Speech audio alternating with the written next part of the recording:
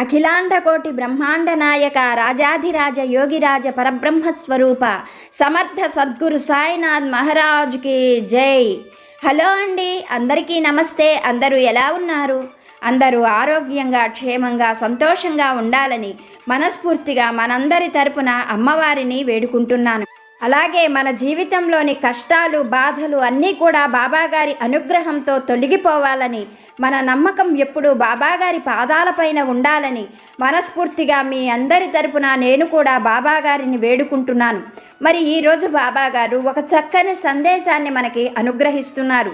బాబాగారు మనకు తెలియజేస్తున్నటువంటి సందేశం ఏమిటో తెలుసుకోబోయే ముందు కొత్తగా మన ఛానల్ని చూస్తున్నట్లయితే ఛానల్ని సబ్స్క్రైబ్ చేసుకోండి. వీడియోని ఎక్కడా స్కిప్ చేయకుండా పూర్తిగా వినేందుకు చూసేందుకు ప్రయత్నం చేయండి. వీడియో నచ్చితే ఒక లైక్ చేసి సపోర్టు చేయడం మాత్రం మర్చిపోవద్దు. నన్ను సపోర్టు చేస్తున్న ప్రతి ఒక్క సాయి బంధువుకి నా హృదయపూర్వకమైన ధన్యవాదాలు. మరి బాబాగారి సందేశం ఏమిటో ఆ తండ్రి చల్లని దీవెనలతో తెలుసుకోవడానికి ప్రయత్నం చేద్దాము. బాబాగారి సందేశాన్ని భక్తి శ్రద్ధలతో వినేందుకు ప్రయత్నించండి. తల్లి, నువ్వు ఎప్పుడూ గుర్తుంచుకోవలసిన ఒక జీవిత సత్యాన్ని ఈరోజు నీకు తెలియజేయబోతున్నాను. శ్రద్ధగా విను. ఇది మాయా ప్రపంచం. జాగ్రత్తగా లేకపోతే నీ జీవితంలో విలువైన వాటిని చాలా నువ్వు కోల్పోవలసి వస్తుంది. దేన్నైనా కానీ పొందడం చాలా కష్టం. అందున కూడా నువ్వు ఇష్టమైన వాటిని పొందడం అనేది జీవితంలో ఒక వరంగా భావించు. కావలసిన వాటిని, కోరుకున్న వాటిని పొందడం జీవితంలో ఎంత కష్టమో నీకు బాగా తెలుసు. కానీ వాటిని కోల్పోవడానికి అరక్షణం కూడా పట్టదు. కొన్నిసార్లు నువ్వు పోగొట్టుకున్న వాటిని జీవితంలో ఇంకా ఎప్పటికీ కూడా తిరిగి సంపాదించలేవు. అందువలన జీవితకాలం నువ్వు బాధపడవలసి ఉంటుంది. నీ బాధను ఎవ్వరూ కూడా తీర్చలేరు. అయితే నువ్వు ఈ సందర్భంలో ఒక ముఖ్యమైన విషయాన్ని గుర్తుపెట్టుకోవలసి ఉంటుంది. బాబా, మోసం చేసేవారు ఎవరో, నిజమైన వారు ఎవరో నేను గుర్తించలేకపోతున్నాను. నాకు మనస్సుకి ఏ విషయము కూడా తెలియడం లేదు. అందరూ నా వాళ్లే, అందరూ నా మంచి కోరేవాళ్లే, నన్ను చక్కగా చూసుకునేవాళ్లే కదా బాబా. మరి మోసం చేసేవాళ్ళు ఎలా ఉంటారో నేను ఎలా తెలుసుకోగలను బాబా అని నువ్వు ప్రతి నిత్యము నన్ను అడుగుతూనే ఉంటావు. నీకు ఒక ముఖ్యమైన హెచ్చరిక చేస్తాను అని చెప్పాను కదా, అదేమిటో తెలుసా? మంచి కోరేవారు ఎప్పుడూ కూడా నటించవలసిన అవసరం ఉండదు. కానీ మోసం చేసేవారు మాత్రం అడుగడుగునా కూడా మంచితనాన్ని నటిస్తూ తిరుగుతూ ఉంటారు. ఇదిగో, ఇలాంటి వారి విషయంలో మాత్రం నువ్వు చాలా జాగ్రత్తగా ఉండాలి అని నిన్ను హెచ్చరిస్తున్నాను. ఇలాంటి వాళ్ళు ఎక్కడైనా ఉండవచ్చు. నీ బంధువులలో ఉండవచ్చు, స్నేహితులలో ఉండవచ్చు, నీ చుట్టూ కూడా అడుగడుగునా కనిపెట్టుకొని తిరుగుతూ ఉండవచ్చు. సమయం వచ్చినప్పుడు వాళ్ళు తమ నిజస్వరూపాన్ని బయట పెట్టడానికి ఏమాత్రము ఆలోచించరు, ఎంత మాత్రము కూడా సిగ్గుపడరు. కనుక నీ హితవు కోరి నేను నీకు ఒక మాట చెప్పాలి అనుకుంటున్నాను. నీకు అవకాశం ఉంటే ఇలాంటి దుష్టుల నుండి దూరంగా వెళ్ళిపో. లేకపోతే ధైర్యంగా ఎదురు తిరిగి పోరాడు. ఒక విషయంలో నువ్వు ఎప్పుడూ కూడా ఏమరపాటుగా ఉండవద్దు. ఈ విషయాన్ని బాగా గుర్తుపెట్టుకో. పాముకు పాలు పోసినా అది విషమే కక్కుతుంది. తన యజమానిని కాటు వేయడానికి అది అరక్షణం కూడా ఆలోచించదు. అలాగే విశ్వాసం లేనటువంటి వారు చేసిన మేలు మర్చిపోయి అవసరం అనుకుంటే ఎంతటి అపకారం చెయ్యడానికైనా ఏమాత్రము వెనుకాడరు, ఎంత మాత్రము కూడా ఆలోచించరు. అలాంటి వాళ్ళ నీచ మనస్తత్వం ఉన్నవారు నీ చుట్టూ ఎప్పుడూ ఉంటారు అన్న విషయాన్ని మాత్రం మర్చిపోవద్దు. వారి విషయంలో నువ్వు ఎల్లప్పుడూ జాగ్రత్తగా ఉండు, జాగ్రత్తగా మసలుకో అంటూ బాబాగారు ఒక చక్కని సందేశాన్ని మనకి అనుగ్రహించారు. మన నుండి ఎంతో సహాయం పొంది అడుగడుగునా కూడా మనల్ని మోసం చేసేవారు ఉంటారు అని బాబాగారు ప్రతి క్షణం మనల్ని హెచ్చరిస్తూనే ఉంటారు. మనల్ని కాపాడేందుకు బాబాగారు ఏదో ఒక రూపంలో తన హెచ్చరికను తెలియజేస్తూ ఉంటారు. ఇటువంటి వారి విషయంలో జాగ్రత్తగా మసలుకోమని బాబాగారు చెబుతున్నారు.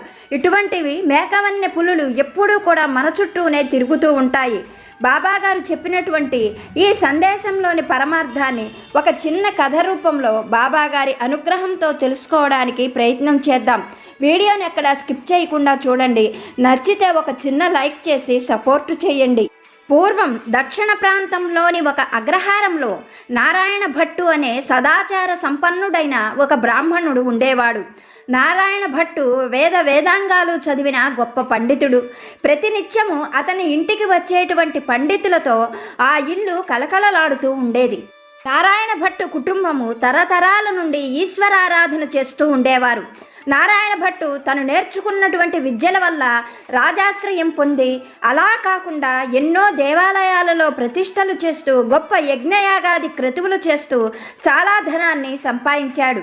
అతను వేదాంగాలు చదివిన పండితుడు కావడం వల్ల నారాయణ భట్టు తనకు సంతానం కలగలేదు అని పెద్దగా బాధపడేవాడు కాదు. కానీ నారాయణ భట్టు భార్య మాత్రం పరమేశ్వరుడు ఒక్క బిడ్డనైనా ఇవ్వలేదు అని తనలో తానే ఎంతగానో బాధపడేది.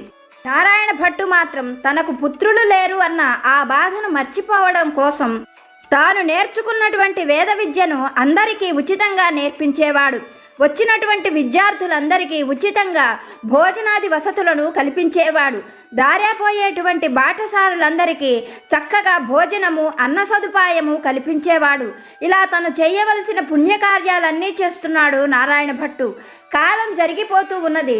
నారాయణ భట్టు దంపతులకు వృద్ధాప్యం సమీపిస్తున్నది అన్న ఆ సమయంలో ఊహించని ఆనందం కలిగించేటట్లుగా నారాయణ భట్టు భార్య గర్భవతి అయింది.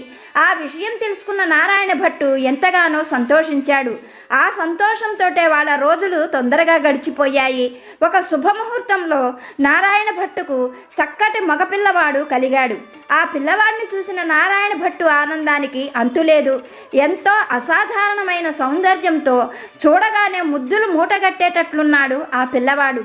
ఆ పిల్లవాడికి ఒక శుభముహూర్తంలో నారాయణ భట్టు దంపతులు చక్రధర భట్టు అని పేరు పెట్టి ఎంతో అల్లారు ముద్దుగా పెంచుకుంటున్నారు.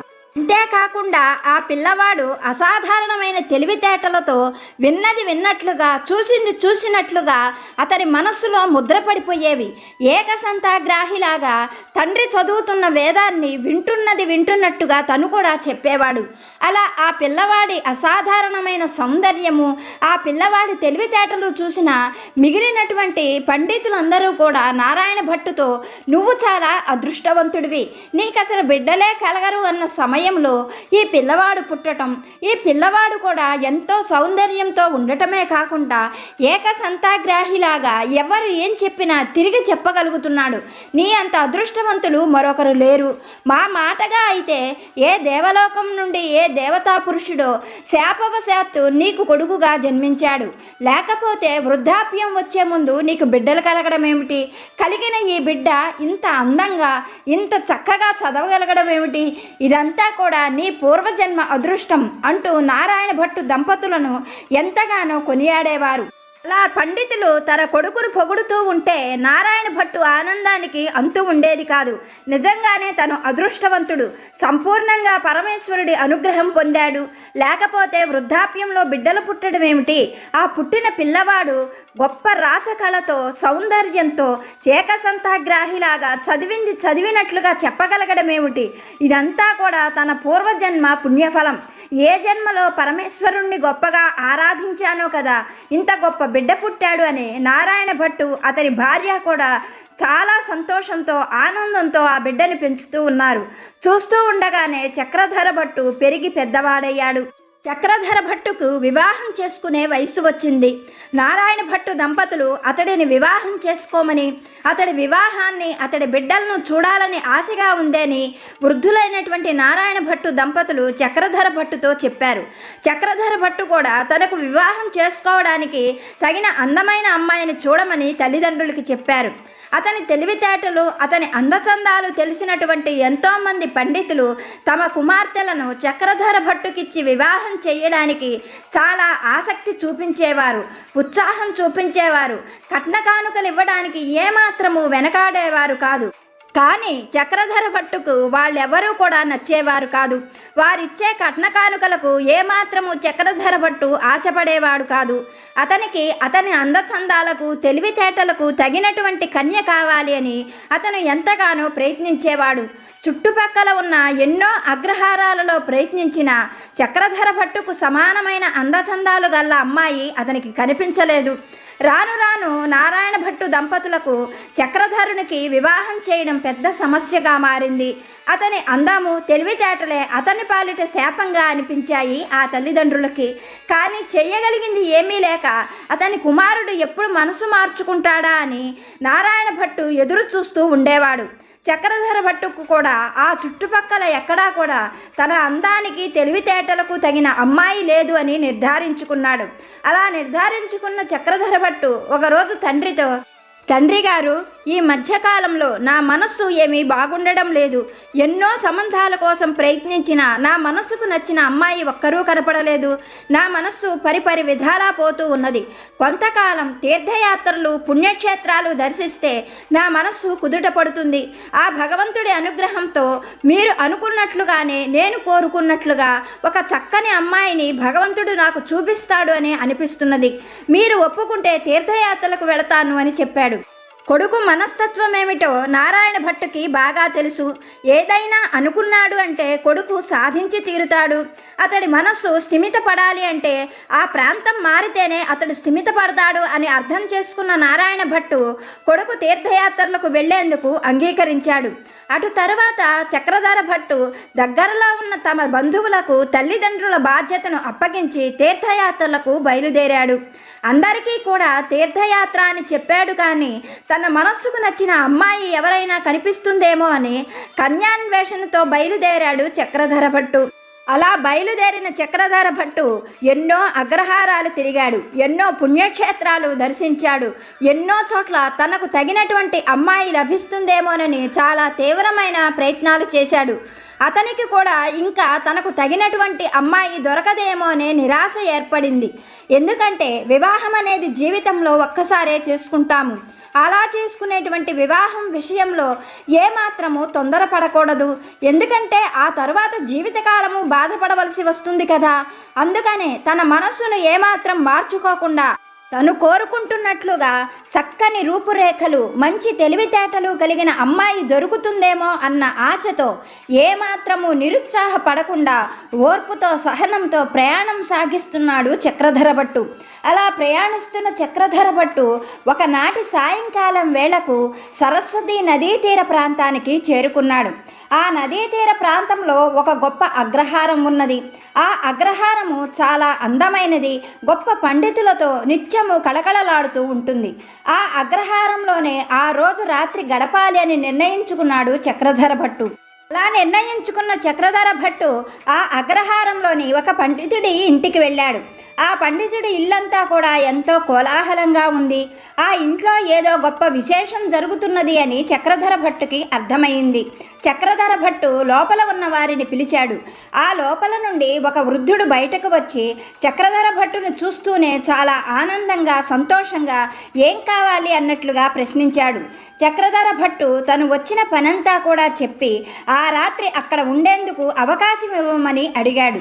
ఆ వృద్ధుడు క్షణం సేపు ఆలోచించి చక్రధర భట్టుని లోపలికి సాదరంగా తీసుకొని వెళ్ళి ఎంతో చక్కగా అతిథి మర్యాదలు చేశాడు. ఆ ఇంటి వారు చేస్తున్న మర్యాదలకు చక్రధర భట్టుకి చాలా ఆనందం కలిగింది. తను ఎన్నో పుణ్యక్షేత్రాలు దర్శించాడు, ఎన్నో అగ్రహారాలలో తిరిగాడు. ఎంతోమంది అతనికి ఆతిథ్యం ఇచ్చారు, కానీ ఇంత గొప్పగా ఆతిథ్యం ఇచ్చిన వారు ఎవరినీ కూడా తను ఇప్పటి వరకు చూడలేదు. ఈ ఇంటి వారికి అతిథులంటే నిజంగానే దేవతలలా కనిపిస్తారేమో.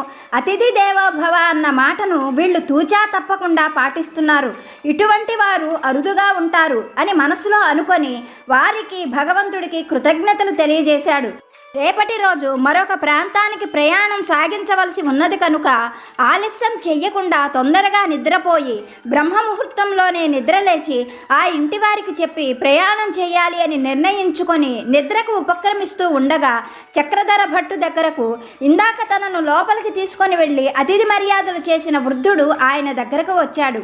అప్పుడు చక్రధర భట్టు ఆ వృద్ధుడికి గౌరవంగా నమస్కరించి వాళ్ళ ఆతిథ్యానికి తను ఎంతగా ఆనందిస్తున్నది కూడా చెప్పాడు. అందుకు ఆ వృద్ధుడు, నాయన, ఆతిథ్యం దేముంది, కానీ నేను వయస్సులో పెద్దవాడను, ఇంకా చెబితే నీ తండ్రి వంటి వాడను. నేను ఇలా సిగ్గు విడిచి అడుగుతున్నాను, నాకు ఒక సహాయం చేసి పెడతావా అంటూ దైన్యంగా చక్రధర భట్టును అడిగాడు ఆ వృద్ధుడు. అతడి మాటలకు క్షణం సేపు ఆలోచించిన చక్రధర భట్టు, నేను మీకు ఏ సహాయం చేయగలను? నేను దారేపోయే అతిథిని కదా అంటూ ప్రశ్నించాడు. అందుకు ఆ వృద్ధుడు, నాయన, నీ వల్ల మాత్రమే ఈ సహాయం అవుతుంది. నువ్వు ఈ సహాయం చేయడం వల్ల నా వంశం నిలబడుతుంది. నా పెద్దలకు నాకు కూడా నీళ్లు విడిచేవారు మళ్ళీ దొరుకుతారు. నువ్వు కనుక ఈ సహాయం చేయడం వల్ల నీకు ఎటువంటి నష్టమూ లేదు. నీకింకా పుణ్యఫలమే కలుగుతుంది. కనుక నాకు సహాయం చేస్తావా అంటూ మళ్ళీ ప్రశ్నార్థకంగా దైన్యంగా చూశాడు ఆ వృద్ధుడు. అతడిని ఏమాత్రము అంచనా వేయలేకపోయిన చక్రధర భట్టు, అంత పెద్దవాడు, తన తండ్రి వయసువాడు అలా అడుగుతూ ఉండడంతో, సరే చెప్పండి, మీరు ఏ సహాయం అడిగినా సరే తప్పకుండా చేస్తాను అంటూ మాట ఇచ్చాడు చక్రధర భట్టు. అప్పుడు ఆ వృద్ధుడు ఇలా చెప్పడం మొదలుపెట్టాడు.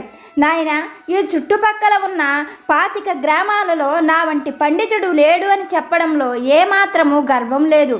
నేను వేదాంగాలు సర్వశాస్త్రాలు కూడా చదువుకున్నాను. నాకు వివాహం జరిగిన 25 సంవత్సరాల వరకు సంతానమే కలగలేదు. ఇంకా సంతానం కలుగుతుందన్న నమ్మకం కూడా లేదు. నాకు 100ల కొద్దీ ఎకరాల పొలం, పశువులు కూడా ఉన్నాయి. కానీ ఏం ప్రయోజనం? సంతానం లేదని నేను బాధపడుతూ ఉండగా పరమేశ్వరుడి అనుగ్రహంతో నా భార్య గర్భవతి అయ్యింది. ఆ విషయం తెలిసి నేనెంత పొంగిపోయానో మాటల్లో చెప్పలేను. కొన్నాళ్లకు నాకు ఒక మగబిడ్డ పుట్టాడు. వాడు పుట్టిన కొన్ని క్షణాలలోనే నా భార్య చనిపోయింది. నా భార్య చనిపోయినప్పుడు నేను ఎంత దుఃఖపడ్డానో మాటలలో వర్ణించలేను. కానీ నాకు వంశాంకురం అందించింది కదా అని ఎంతగానో సంబరపడ్డాను. కానీ నా ఆనందము, సంతోషము ఎంతోసేపు నిలవలేదు. ఎందుకనగా నాకు పుట్టిన బిడ్డను చూసిన మరుక్షణమే ఈ ప్రపంచంలో నా అంత దురదృష్టవంతుడు మరొకడు ఉండడు అని నాకు ఖచ్చితంగా అర్థమయ్యింది. నేను ఎందుకు ఇలా చెబుతున్నాను అని అంటావా? నీకు అర్థమయ్యేటట్లు ఒక్క మాటలో చెబుతాను. నువ్వు ఎంత అందంగా, సౌందర్యంగా ఉన్నావో, నా కడుపున పుట్టిన నా బిడ్డ అంత వికారంగా, అంత అసహ్యంగా ఉంటాడు. వాడిని చూస్తే నాకే దగ్గరకు వెళ్ళాలి అని అనిపించదు. కానీ ఏం చేయమంటావు? ఏ జన్మలో నేను చేసిన మహాపాపము ఈ జన్మలో నాకు కొడుకు రూపంలో పరమేశ్వరుడు ప్రసాదించాడు. వాణ్ణి చూస్తూ ఉంచుకోలేక, వాణ్ణి భరించలేక క్షణక్షణం నేను నరకం అనుభవిస్తున్నాను. పోనీ రూపం సంగతి ఎలా ఉన్నా బుద్ధి అయినా సరిగ్గా ఉంటుందేమోనని, వాడికి వేద విద్యలు, శాస్త్రాలు నేర్పించాలని నేను చెయ్యనటువంటి ప్రయత్నం లేదు. వాడికి నయాన, భయాన ఎన్నో రకాలుగా వేద విద్య నేర్పించాలని ప్రయత్నించాను. కానీ నా ప్రయత్నం అంతా కూడా బూడిదలో పోసిన పన్నీరయింది. పొట్ట పొడిస్తే వాడికి అక్షరం ముక్క రాదు. అటువంటి శుంఠ నాకు కొడుకుగా పుట్టాడు. ఎన్ని చేసినా వాడిని నేను ఏమీ చెయ్యలేకపోతున్న కారణం వాడు నా కొడుకు. ఇప్పుడు వాడికి వివాహం చేసే వయస్సు వచ్చింది. నా ఆలోచన ఏమిటంటే, వాడికి ఒక చక్కని కన్యతో వివాహం చేస్తే వాడికి పుట్టేటువంటి పిల్లలు అందమైన పిల్లలు పుడతారు అని నాకు ఆశ. అందుకోసమే ఈ చుట్టుపక్కల ఉన్న అగ్రహారాలన్నింటిలో కూడా చక్కని కన్య కోసం నేను చెయ్యని ప్రయత్నం లేదు. నా ప్రయత్నం ఫలించి ఈ సరస్వతీ నది అవతల యోజన దూరంలో ఒక అగ్రహారంలో నేను అనుకున్నటువంటి మంచి లక్షణాలు, చక్కని సౌందర్యం కలిగిన ఒక అమ్మాయిని చూశాను. ఆ అమ్మాయితోటే నా కొడుక్కి వివాహం చెయ్యాలి అని నిర్ణయించుకున్నాను. కాకపోతే ఇక్కడే ఒక పెద్ద సమస్య ఉన్నది. ఇప్పటి వరకు వాళ్లకు నా కుమారుణ్ణి చూపించలేదు. వారు నన్ను నా కుమారుడి గురించి ప్రశ్నించినప్పుడు పండితుల గోష్ఠికి వెళ్ళాడని, యజ్ఞయాగాది క్రతువులు చేయడానికి వెళ్ళాడు అని వారితో అబద్ధం చెప్పి దాటవేశాను. ఎందుకంటే వారు నా కుమారుణ్ణి చూశారు అంటే వాడికి ఈ జన్మలో వివాహం కాదు.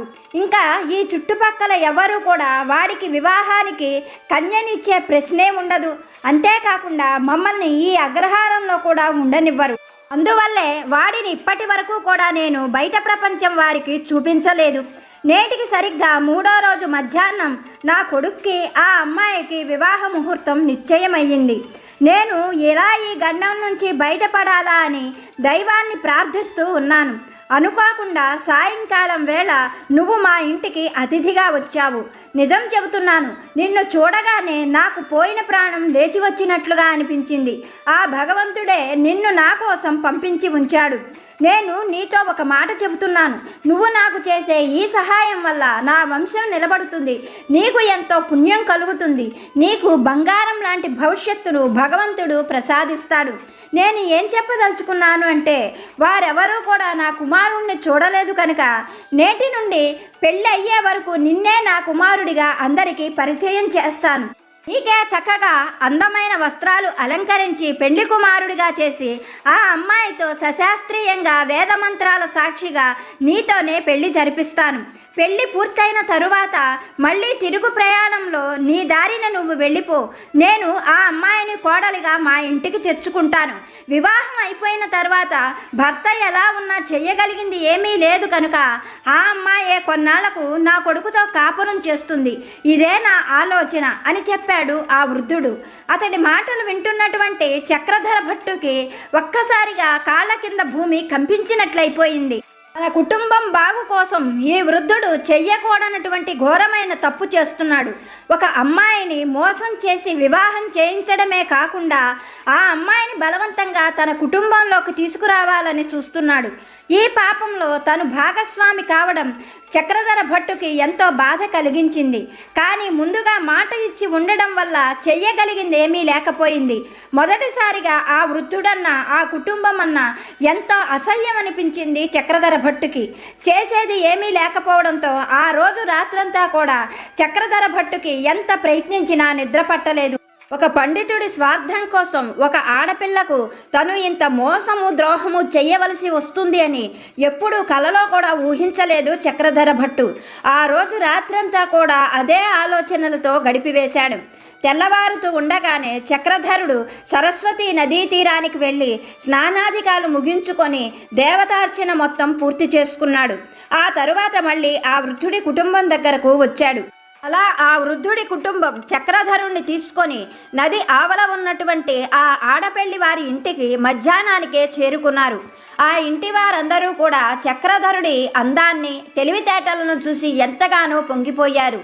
ముఖ్యంగా చక్రధరుడు చేసుకోబోతున్నటువంటి ఆ అమ్మాయి లీలావతి చక్రధరుడి అందచందాలు గొప్పతనము వింటూ ఎంతగానో మురిసిపోయింది.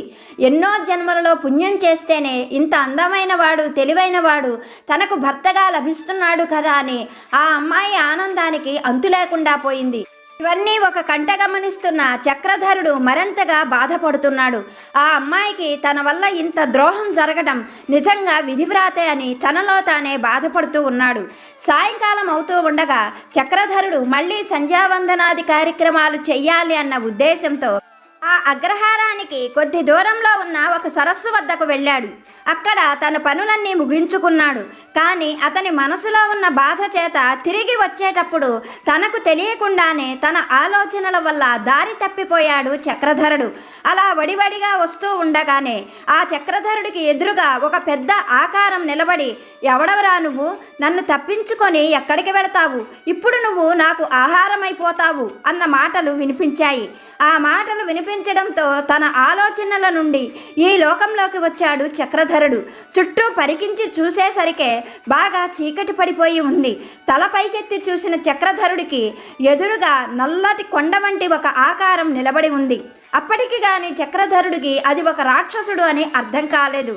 ఆ రాక్షసుడు చక్రధరుణ్ణి చూస్తూనే, నరమాంసం దొరికి నాకు చాలా కాలం అయిపోయింది, కానీ ఇంత అందమైన యువకుడు నాకు భోజనం అవుతాడని నేనెప్పుడూ అనుకోలేదు.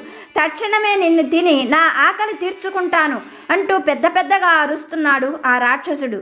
అప్పుడు చక్రధరుడు ఏమాత్రము భయపడకుండా ఆ రాక్షసుడికి భక్తిగా నమస్కరిస్తూ, అయ్యా, నేను ఒక పని మీద ఇక్కడ దగ్గరలో ఉన్న అగ్రహారంకి వచ్చాను. నా పని పూర్తి కాగానే రేపు రాత్రి వేళ నేను మీ వద్దకు ఇక్కడికే వస్తాను. అప్పుడు మీరు నన్ను సంతోషంగా భోంచేయవచ్చు. నా మాట నమ్మి నన్ను ఒక్కరోజు విడిచిపెట్టండి అన్నాడు చక్రధరుడు. అతడి మాటలకు రాక్షసుడు ఆశ్చర్యంగా, నీ మాటలు నమ్మమంటావా? మీ మనుషుల్ని నమ్మవచ్చా అంటూ ప్రశ్నించాడు. అందుకు చక్రధరుడు తను వచ్చిన పని, వృద్ధుడికి తనకు జరిగిన సంభాషణ అవన్నీ కూడా చెప్పి, ఎంతో చెడ్డవాడు పాపాత్ముడైన ఆ వృద్ధ బ్రాహ్మణుడికే సహాయం చేస్తున్నాను. అటువంటిది నీ ఆకలి తీర్చడానికి రాకుండా ఉంటానని మాత్రం అనుకోవద్దు. నా మాట నమ్ము. నేను రేపు రాత్రి వేళకు ఇక్కడికి వస్తాను అని చెప్పాడు చక్రధరుడు. క్షణం ఆలోచించిన రాక్షసుడు, సరే వెళ్ళు, నీ మాట మీద నమ్మకంతో నిన్ను విడిచిపెడుతున్నాను. నువ్వు ఏమాత్రం మాట మీద నిలబడతావో అది కూడా నేను చూస్తాను అంటూ రాక్షసుడు క్షణంలోనే ఆ చీకట్లో కలిసిపోయాడు. చక్రధరుడు బ్రతుకుజీవుడా అనుకుంటూ వడివడిగా అగ్రహారానికి చేరుకున్నాడు. అనుకున్నట్లుగానే ఏ ఆటంకాలు లేకుండా ఆ మరునాడు చక్రధర భట్టుకి లీలావతికి ఎంతో ఘనంగా వివాహం జరిగింది. ఆ రోజు రాత్రి వేళే లీలావతి కుటుంబ సభ్యులు వారిద్దరికీ ఏకాంతాన్ని ఏర్పాటు చేశారు. ఆ సమయంలో కూడా చక్రధరుడు లీలావతి వైపు కన్నెత్తి చూడలేదు. తన భర్తకు తన పైన ఎందుకు కోపం కలిగిందో, అతను ఎందుకు ముభావంగా ఉన్నాడో లీలావతికి ఏమాత్రము అర్థం కాలేదు. ఒక రాత్రి గడుస్తూ ఉండగా లీలావతి నిద్రపోయింది అని అనుకున్నటువంటి చక్రధరుడు గబగబా లేచి పెరటి గుమ్మం నుండి ఆ వనం వైపు వడివడిగా నడిచి వెళుతూ ఉన్నాడు. భర్త తీరును గమనిస్తున్నటువంటి లీలావతి ఏమాత్రం చప్పుడు చెయ్యకుండా ఆమె కూడా భర్తనే అనుసరిస్తూ అతని వెనకే వస్తూ ఉంది. కొంతసేపటికి చక్రధరుడు ఆ పెళ్లి వస్త్రాలతోటే రాక్షసుడి ఉన్న ఆ వనానికి చేరుకున్నాడు. అతడి కోసమే ఎదురు చూస్తున్న రాక్షసుడు సంతోషంతో చక్రధరుణ్ణి చూస్తూ, నీ వంటి మనిషిని నేను ఇంతవరకు చూడలేదు. నీ వంటి పుణ్యాత్ముణ్ణి తింటే ఆ పుణ్యంతో పాటు నా ఆకలి కూడా తీరిపోతుంది అంటూ ఒక్క ఉదుటున చక్రధరుడి మీదకి దూకపోయాడు. అయితే భర్తనే అనుసరించి వస్తున్నటువంటి లీలావతి క్షణం కూడా ఆలస్యం చెయ్యకుండా రాక్షసుడి ముందుకు వచ్చి, ఆగు, నా భర్తకు ఏ హాని తలపెట్టవద్దు. మాకు వివాహం జరిగి 24 గంటలు కూడా గడవలేదు. నా భర్త లేకపోతే నేను ఎలా బ్రతకాలి అంటూ దుఃఖించసాగింది. రాక్షసునికి చాలా కోపము చిరాకు కలిగి లీలావతితో, నువ్వు ఎలా బ్రతుకుతావో నాకెందుకు, భిక్షమెత్తుకొని బ్రతుకు అన్నాడు. అప్పుడు లీలావతి, నేను భిక్షమడిగితే ఎవరు పెడతారు అన్నది. అందుకు రాక్షసుడు క్షణం సేపు ఆలోచించి, నువ్వు అడిగినప్పుడు ఎవరైనా సరే భిక్ష పెట్టను అంటే వారి శిరస్సు 1000 వక్కలవుతుంది అన్నాడు. అప్పుడు లీలావతి తన కొంగు చాచి, అలా అయితే నాకు పతిభిక్ష పెట్టు అంటూ రాక్షసుడి ముందు నిలబడింది. ఆమె అలా అడుగుతుందని ఏమాత్రం ఊహించని రాక్షసుడు లీలావతి తెలివితేటలకి సమయస్ఫూర్తికి ఎంతగానో మెచ్చుకొని, సరే, నీ భర్తను నీకు భిక్షగా పెడుతున్నాను, మీరిద్దరూ సంతోషంగా ఉండండి అంటూ ఆ క్షణమే అదృశ్యమై చీకట్లో కలిసిపోయాడు.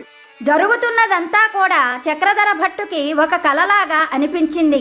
తను కోరుకున్నటువంటి అందచందాలు, తెలివితేటలు, సమయస్ఫూర్తి లీలావతిలో పుష్కలంగా ఉన్నాయి. తనకు తెలియకుండానే అతను కూడా లీలావతిని ఇష్టపడుతున్నాడు. కానీ వృద్ధ బ్రాహ్మణుడికి మాట ఇచ్చి ఉండడం వల్ల ఆ అమ్మాయి తన భార్య కాదు కదా అని తనలోనే తను దుఃఖపడ్డాడు. జరిగిన విషయాలు ఏవీ కూడా లీలావతితో చెప్పలేదు. ఇద్దరూ కూడా ఆ తరువాత ఏమీ జరగనట్లుగా ఇంటికి చేరుకున్నారు. ఆ మరునాడు వృద్ధ బ్రాహ్మణుడు మధ్యాహ్నానికే బంధువులతో సహితంగా భోజనాలు ముగించుకొని అవతల ఉన్నటువంటి అగ్రహారం చేరుకోవడం కోసం సరస్వతీ నదీ తీరానికి చేరుకున్నారు. అక్కడికి చేరుకోగానే వృద్ధ బ్రాహ్మణుడు 2 పడవలను మాట్లాడాడు. వాటిలో ఒక పెద్ద పడవలో కోడలిని, బంధువులను, ఆమెతో పాటుగా వచ్చినటువంటి సారె అంతా కూడా ఒక పెద్ద పడవలో పెట్టించాడు. చిన్నదైనటువంటి 2వ పడవలో చక్రధర భట్టును ఎక్కమని చెప్పి ఎవరికి ఏమీ అనుమానం రాకుండా ఉండడం కోసం ఆ పడవలో కూడా కొన్ని సామాను సర్దించాడు. అటు తర్వాత చిన్న పడవ వాడికి ఎక్కువ ధనం ఇచ్చి నది మధ్యలోకి వెళ్ళగానే చక్రధర భట్టుతో సహా ఆ పడవ మునిగిపోయేటట్లు చెయ్యమని అతనితో చెప్పాడు. అతను కూడా అందుకు అంగీకరించాడు. తనకు సహాయం చేయడానికి వచ్చిన చక్రధర భట్టు బతికి ఉంటే తనకి ఎప్పటికైనా ఇబ్బందులు తప్పవు అని అతను చేసిన సహాయము మేలు మర్చిపోయి అతన్ని చంపాలని నిర్ణయించుకున్నాడు వృద్ధ బ్రాహ్మణుడు. అందుకు తగినట్లుగానే పడవవాడితో కలిసి పథకం రచించాడు. అన్నీ తను అనుకున్నట్లుగా జరుగుతున్నందుకు ఆ బ్రాహ్మణుడు ఎంతగానో సంతోషించి ముందుగా పెద్ద పడవలో తన వారితో కలిసి అవతల వైపుకు బయలుదేరాడు. అలా పెద్ద పడవ బయలుదేరిన గంట తరువాత చక్రధరుడు ఎక్కినటువంటి చిన్న పడవ కూడా బయలుదేరింది. ఆ పడవ నదిలో కొంత దూరం వచ్చేసరికి ఆ పడవలోకి నీళ్లు వచ్చాయి. నది మధ్యలోకి రాగానే అనుకున్నట్లుగానే పడవవాడు ఒక్కసారిగా నదిలోకి దూకేశాడు. ఏం జరుగుతున్నదో చక్రధర భట్టు అర్థం చేసుకునే లోపే నీళ్లతో నిండిన ఆ పడవ చక్రధర భట్టుతో సహితంగా నదిలో మునిగిపోయింది. అలా మునిగిపోయినటువంటి ఆ పడవ ప్రవాహ ఉధృతి బాగా ఉండడం చేత ఎటో కొట్టుకుపోయింది. లీలావతితో సహా ఉన్నటువంటి పెద్ద పడవ అవతల ఒడ్డుకు చేరుకోవడంతో అందరూ పడవ దిగి అగ్రహారం వైపు బయలుదేరారు. ఎంత సమయం గడుస్తున్నా కానీ చక్రధర భట్టు ఆచూకీ కనిపించకపోవడంతో లీలావతికి ఏదో ఆందోళనగాను మనస్సు కీడు శంకించినట్లుగాను అనిపించటంతో వృద్ధ బ్రాహ్మణుడి దగ్గరకు వచ్చి, మామయ్య గారు, ఆయన రాలేదేమిటి? ఆయన కూడా మనతో పాటు ఈ పడవలోనే వస్తే బాగుండేది కదా, ఆయన కనిపించడం లేదేంటి అంటూ ఆందోళనగా అడిగింది. అందుకు ఆ వృద్ధ బ్రాహ్మణుడు, ఎవరు? నీ భర్తే కదా, ఇడుగో ఇక్కడే ఉన్నాడు అంటూ తన కొడుకును ముందుకు తీసుకొచ్చాడు. అతడిని చూడగానే లీలావతికి నెత్తిన పిడుగు పడ్డట్లు అనిపించింది. క్షణంలోనే తేరుకున్న లీలావతి ఆ వృద్ధ బ్రాహ్మణుణ్ణి కోపంగా చూస్తూ, నన్ను వేదమంత్రాలతో అగ్నిసాక్షిగా వివాహం చేసుకున్న అతను ఎవరో, నా భర్తలాగా పెళ్లి నాటకం ఆడుతున్న ఇతను ఎవరో, అన్ని విషయాలు మహారాజుతో ఈ క్షణమే చెబుతాను, న్యాయమేమిటో ఆయనే చేస్తారు అంటూ పరుగులాంటి నడకతో మళ్ళీ నది ఒడ్డుకు చేరుకొని తనను అవతల ఒడ్డుకి తీసుకొని వెళ్ళమని తమను తీసుకొచ్చిన పడవవాడితో చెప్పింది. అతను అంగీకరించడంతో అప్పటికప్పుడే లీలావతి ఆ పడవలో కూర్చొని నది అవతల తీరానికి చేరుకొని పరుగులాంటి నడకతో తన అగ్రహారం వైపు బయలుదేరింది. ఇలా ఒకనాటి రాత్రి వేళకు ఇంటికి చేరుకొని జరిగిన విషయమంతా తల్లిదండ్రులకు చెప్పి ఎంతగానో విలపించసాగింది లీలావతి. ఈమె పరిస్థితి ఇలా ఉండగా నీళ్లల్లో కొట్టుకుపోయిన చక్రధర భట్టు కళ్ళు తెరిచి చూసేసరికే ఒక మత్స్యకారుడి గుడిసెలో ఉన్నాడు. కళ్ళు తెరిచిన చక్రధరుడికి తను చేసిన తప్పేమిటో పూర్తిగా అర్థమైంది. ఆ వృద్ధ బ్రాహ్మణుడు తను చంపాలి అని నిర్ణయించుకున్నాడన్న విషయం కూడా తెలుసుకొని ఎలాగైనా సరే లీలావతిని కాపాడాలి, తను చేసిన పాపానికి ప్రాయచిత్తం చేసుకోవాలి అనుకొని లీలావతి కుటుంబ సభ్యులకు జరిగిన విషయం అంతా చెప్పాలని నిర్ణయించుకున్నాడు. అప్పటికప్పుడే అక్కడ ఒక ఎడ్లబండి మాట్లాడుకొని ఆ అగ్రహారానికి బయలుదేరాడు. 3 పగళ్ళు 3 రాత్రులు ప్రయాణం చేసి ఒక సాయంకాలం వేళకు లీలావతి ఉండే అగ్రహారానికి చేరుకున్నాడు చక్రధర భట్టు. అలా అగ్రహారానికి చేరుకొని లీలావతి వాళ్ళ ఇంటికి వస్తూ ఉన్నాడు. అంత దూరంలో చక్రధర భట్టును చూసిన లీలావతి పరుగులాంటి నడకతో చక్రధర భట్టు దగ్గరకు వచ్చి గాఢాలింగనం చేసుకొని, నేను మీకు ఏ అపకారం చేశాను? మీరు లేకుండా నేను ఒక్క క్షణం కూడా జీవించలేను. ఇంకా నేను మిమ్మల్ని విడిచిపెట్టను. నా తప్పులేమైనా ఉంటే క్షమించండి అంటూ చక్రధర భట్టు పాదాలు పట్టుకుంది. చక్రధర భట్టు పరిస్థితి కూడా అదే కావడంతో అతను కూడా దుఃఖపడుతూ లీలావతిని గాఢాలింగనం చేసుకున్నాడు. అలా అత్తవారింట్లోనే సంతోషంగా చక్రధర భట్టు కొన్ని మాసాలు గడిచిన తరువాత తన భార్యతో సహితంగా తన అగ్రహారానికి చేరుకున్నాడు. తల్లిదండ్రులతో సంతోషమైన జీవితం గడుపుతూ ఉన్నాడు. వృద్ధ బ్రాహ్మణుడు తమ విషయాలు బయటపడితే ఎక్కడ తమ ప్రాణాలు పోతాయో అని అజ్ఞాతంలో గడపడం ప్రారంభించాడు. బాబాగారు మనకు ఈ మాటే చెబుతున్నారు, ఏదైనా మాట్లాడే ముందు, నిర్ణయం తీసుకోనే ముందు చక్కగా ఆలోచించి నిర్ణయం తీసుకో. ఎందుకంటే ఇది నీ జీవితం, జీవించవలసింది నువ్వే. సంతోషమైన దుఃఖమైన ఏదైనా అనుభవించవలసింది నువ్వే కనుక జాగ్రత్తగా ఉండు అంటూ బాబాగారు హెచ్చరిస్తున్నారు. ఇప్పటి వరకు వీడియో చూసిన మీ అందరికీ పేరు పేరున నా హృదయపూర్వక ధన్యవాదాలు. మరొక మంచి వీడియోతో బాబాగారి ఆశీస్సులతో మళ్ళీ కలుసుకుందాము. సర్వేజన సుఖినో భవంతు.